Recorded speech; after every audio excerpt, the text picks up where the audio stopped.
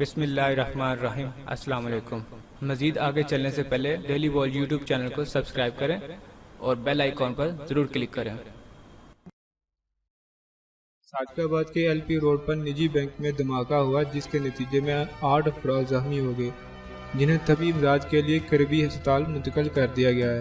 Media report کے مطابق L P road پر واقع ایک نجی بینک میں زوردار دھماکہ ہوا، جس کے نتیجے میں بینک کی عمارت مکمل طور پر تباہ ہو گئی، جبکہ واقعے میں ابتدائی طور پر 6 افراد کے زخمی ہونے کی اطلاع ملی۔ دھماکے کی اطلاع ملتے ہی پولیس اور ریسکیو اہلکار موقع پر پہنچ گئے۔ ریسکیو اہلکار نے زخمی افراد کو فوری طبی امداد کے لیے قریبی ہسپتال منتقل کیا۔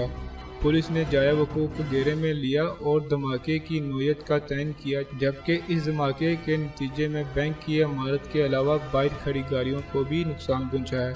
ڈی پی او صادق آباد کا کہنا ہے کہ فی الحال دھماکے کی نوعیت کا تعین نہیں ہو سکا، لیکن بظاہر یہ سلنڈر کا دھماکہ لگتا ہے، تاہم اس حوالے سے تحقیقات شروع کر دی گئی ہے۔ دوستو، ڈیلی ورلڈ یوٹیوب چینل کو سبسکرائب کرنا مت بھولیں، کمنٹ سیکشن میں اپنی رائے کا اظہار کریں، لائک اور شیئر کرنا مت بھولیں۔